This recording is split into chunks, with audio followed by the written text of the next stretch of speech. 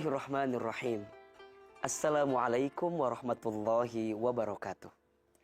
Alhamdulillah, wassalatu wassalamu ala rasulillah, la haula wa la quwata illa billah, amma ba'du. Pemirsa CNN Indonesia yang dicintai Allah subhanahu wa ta'ala, apa kabar semuanya hari ini? Semoga kita semua senantiasa dalam keadaan sehat walafiat, dan kita terus bersemangat untuk menjalankan ibadah puasa Ramadan kita. Dan kita juga berdoa jika ada di antara pemirsa yang sedang sakit, semoga Allah berikan kesembuhan. Amin ya rabbal alamin. Di antara yang sering dikhawatirkan dalam kehidupan kita adalah tentang rezeki. Tidak sedikit di antara kita yang khawatir dengan rezeki. Ada yang stres, ada yang frustasi, ada yang merasa beban hidupnya berat karena urusan rezeki. Padahal mohon maaf, rezeki itu adalah sesuatu yang tidak harus kita khawatirkan. Kenapa? Karena Allah subhanahu wa ta'ala yang memastikan rezeki itu untuk hadir dalam kehidupan kita. Salah satunya kita bisa lihat dalam hadis riwayat Muslim. Rasulullah SAW bersabda, kemudian diutus malaikat ke janin untuk meniupkan ruh dan diperintahkan untuk mencatat 4 takdir. Takdir rezekinya, takdir ajalnya, takdir amalnya, takdir musibah yang menimpanya, atau kebahagiaan yang diberikan kepada dirinya. Maka sebenarnya ada sesuatu yang tidak harus kita khawatirkan dengan urusan rezeki. Sehingga jika kita bicara tentang rezeki, ada 4 prinsip atau ada 4 konsep yang harus kita pahami tentang rezeki. Yang pertama, rezeki itu sudah dijamin oleh Allah subhanahu wa ta'ala. Selama kita hidup, maka selama itulah catatan rezeki masih Allah hadirkan untuk kita. Perhatikan surat Hud ayat 6. Allah subhanahu wa ta'ala berfirman, A'udzubillahi minasyaitonirrajim. Wa ma min dabbatin fil ardi illa 'alallahi rizquha. Dan tidak ada makhluk yang melata pun selama dia hidup di muka bumi kecuali Allah jamin rezekinya. Dalam hadisnya Nabi SAW sampaikan bahwa seseorang itu tidak akan diwafatkan oleh Allah sebelum sempurna rezekinya. Artinya apa? Jika sampai saat ini kita masih menghembuskan nafas, kita masih diberikan usia oleh Allah, yakinlah di saat itu masih ada jatah rezeki yang Allah berikan untuk kita. Rezeki sudah tertakar, tak mungkin tertukar. Rezeki sudah tercatat, tak mungkin tersesat. Rezeki sudah dijamin, tak mungkin pindah ke orang lain. Maka yakinkan di hati ini konsep yang pertama, rezeki sudah dijamin oleh Allah subhanahu wa ta'ala. Yang kedua, rezeki harus diikhtiarkan. Rezeki harus dijemput. Bukan berarti karena udah dijamin kemudian kita diam aja. Enggak. Rezeki harus dijemput. Rezeki harus diikhtiarkan.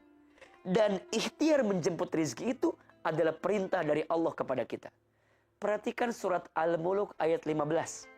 Allah subhanahu wa ta'ala berfirman, A'udzubillahi minasyaitonirrajim.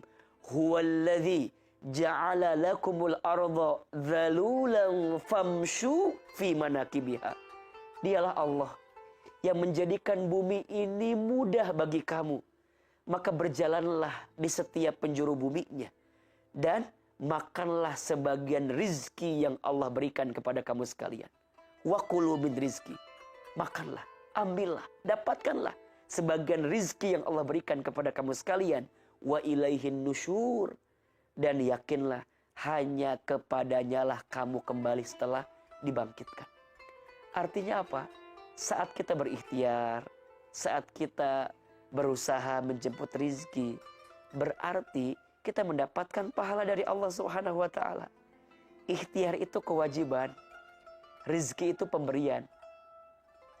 Maka teruslah berikhtiar. Walaupun kadang kita merasa bahwa kita sudah berikhtiar tapi hasilnya belum signifikan sesuai harapan kita. Jangan khawatir. Karena setiap orang ketika berusaha, ketika berikhtiar, dia mendapatkan pahala dari Allah Subhanahu wa taala. Teruslah berikhtiar karena rizki harus dijemput. Dan setiap proses kita menjemput rizki, maka Allah berikan pahala kebaikan untuk kita. Yang ketiga, rizki itu harus disyukuri. Masya Allah. Kadang yang kurang bukan rezekinya, tapi yang kurang lapang adalah hati kita untuk bersyukur dengan rizki yang Allah berikan untuk kita. Rizki Allah itu mudah, yang sulit pikiran kita. Rizki dari Allah itu lapang, yang sempit hati kita. Kadang yang menjadi beban untuk kita adalah pikiran kita, hati kita, yang tidak menghadirkan kelapangan untuk memahami rizki yang Allah berikan. Maka syukuri rizki apapun yang Allah berikan. Syukuri rizki berapapun yang Allah hadirkan untuk kita. Yakinlah, jika kita bersyukur, maka Allah akan tambahkan. Jika kita kufur, sesungguhnya azab Allah begitu pedih. Dan yang keempat, jangan membatasi rizki dengan urusan materi. Jangan membatasi rizki dengan urusan harta. Rizki Allah itu luas. Ya.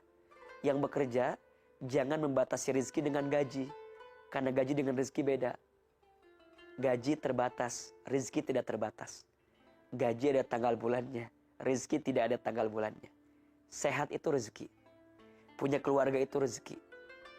Hari ini kita bisa berpuasa Ramadan, itu rezeki. Dan di saat ini kita bisa mendengarkan kultum ini juga adalah rezeki. Maka rezeki Allah itu luas. 4 konsep tentang rezeki yang akan membuat kita lebih tenang dalam memahami rezeki. 1, rezeki sudah dijamin. 2, rezeki harus dijemput atau diikhtiarkan. 3, rezeki harus disyukuri. 4, jangan membatasi rezeki dengan urusan harta materi. Semoga Allah limpahkan kepada kita rezeki yang berkah berlimpah, khususnya di bulan suci Ramadan ini. Barakallahu fikum. Assalamualaikum warahmatullahi wabarakatuh.